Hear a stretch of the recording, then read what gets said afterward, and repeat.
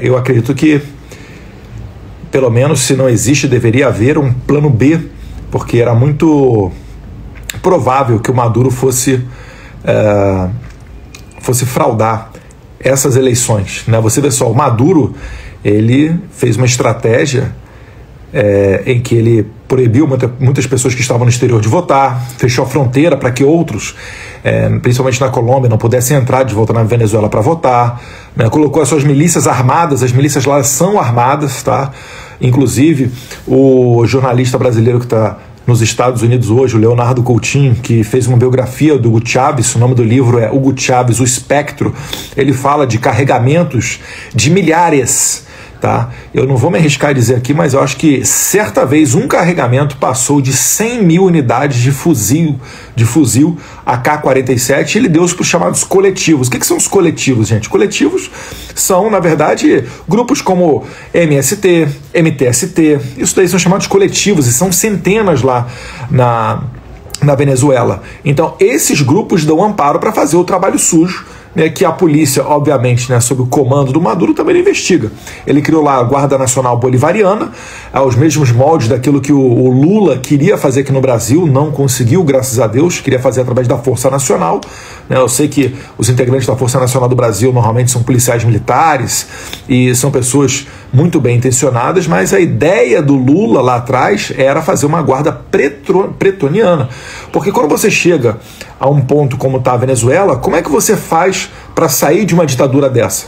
Todo mundo está vendo que o cara chegou lá, ele nomeia o pessoal do CNE, né, o Conselho Nacional Eleitoral, que é o equivalente ao TSE aqui do Brasil, e os caras na cara de pau falsificam uma eleição onde todo mundo sabe que o outro lado ganhou. E eles saem, né, o Maduro, a sua gangue, eles saem a falar que é democracia, quem é contra é antidemocrático, é mal perdedor, arranja briga com Milei, enfim, faz parte aí do playbook deles.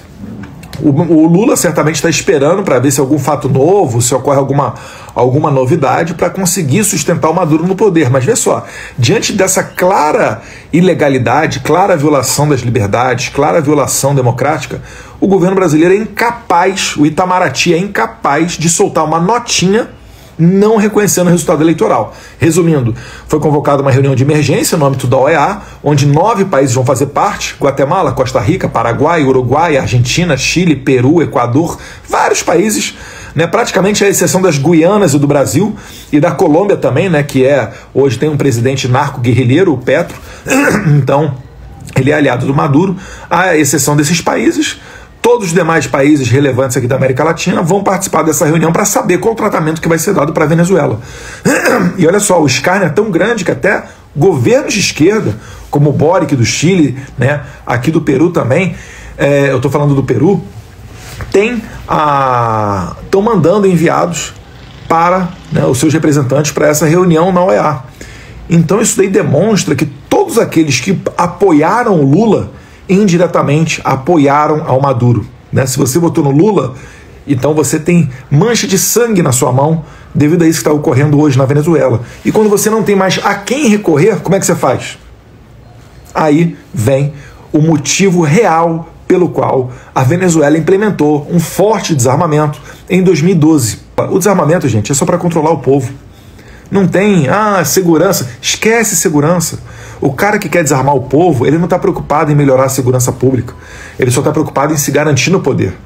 Porque depois que ele conseguir dominar todo o sistema, todos os pontos-chave, quando a população estiver desesperada, como está a Venezuela agora, que há décadas vive uma narcoditadura, porque lá os militares e as forças armadas fazem tráfico de cocaína para o México, para outros países, inclusive o passaporte diplomático venezuelano não vale mais nada em lugar nenhum, não tem mais nenhum tipo de imunidade sobre as bagagens ou qualquer preferência na entrada nos outros países, porque todo mundo já sabe que os caras usam aquilo dali para fazer tráfico de drogas.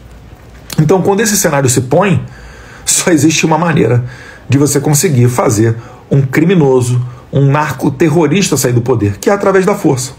Tá? Então, não esperem que o Maduro vá sair através de eleições limpas e pacíficas. Isso não vai acontecer. Todo mundo sabe disso. O que está ocorrendo hoje na Venezuela é só para deixar mais claro do que nunca que o Maduro é um ditador.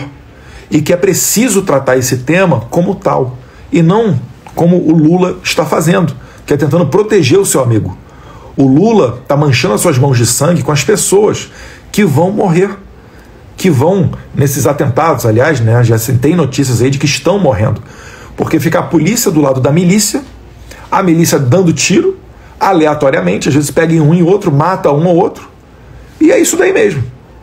E depois ninguém investiga o que é, então não se dá uma formalidade de que foi um coletivo ou foi a polícia, mas todo mundo sabe que foi isso. Hoje em dia quem tem a liderança na bandeira da liberdade no Ocidente é a Argentina, com Javier Milei. Não é à toa que o Maduro ele se põe frontalmente contra o Javier Milei, porque o Milei é um perigo. Qual o perigo que o Milei faz? O Milei, ele utilizando o liberalismo de mercado, ele prova que uma economia vai ser muito mais pujante, o país vai ser muito mais feliz, as pessoas vão ter muito mais oportunidades de emprego e melhores salários através das políticas de economia liberal, que é o que o Milei está fazendo na Argentina. E por outra mão, é justamente o oposto do que o Maduro faz na Venezuela, que ele tenta concentrar tudo nas mãos do Estado. E é o que o Lula está fazendo aqui, através desse aumento de impostos. Quando ele aumenta o imposto, ele está seguindo a cartilha do Manifesto Comunista de 1948. O Karl Marx, ele nunca disse para você tomar o poder pelas armas. Ele defendia o imposto progressivo, para você assim dominar todos os meios de produção e assim dominar toda a sociedade. Porque se a sua empresa, se ela pode ser cancelada através de uma campanha difamatória, uma campanha de intimidação, de constrangimento ilegal, né, apoiada pelo Estado, você não vai se arvorar a defender publicamente as pautas que são contra o socialismo. Então, é mais ou menos por aí, né? E o Maduro, ele nomeou todo mundo do CNE, todo mundo dos Supremos Tribunais. Pode abrir. Pode abrir. E assim por diante. Então, ele detém toda aquela máquina. E aí você começa a ver muita semelhança com o que ocorre no Brasil. Eu fico para morrer quando eu vejo artistinha da Globo, né, falando: ai, a Venezuela vive uma ditadura, não dá mais para passar pano. Depois de ter votado no Lula, você vai querer me descobrir isso, você vai querer me convencer de que você está com boa fé, preocupado com o povo da Venezuela quando você votou no Lula. Qualquer pessoa que tem acesso à internet e um celular na mão, fica difícil de acreditar nessa boa fé nessa altura do campeonato.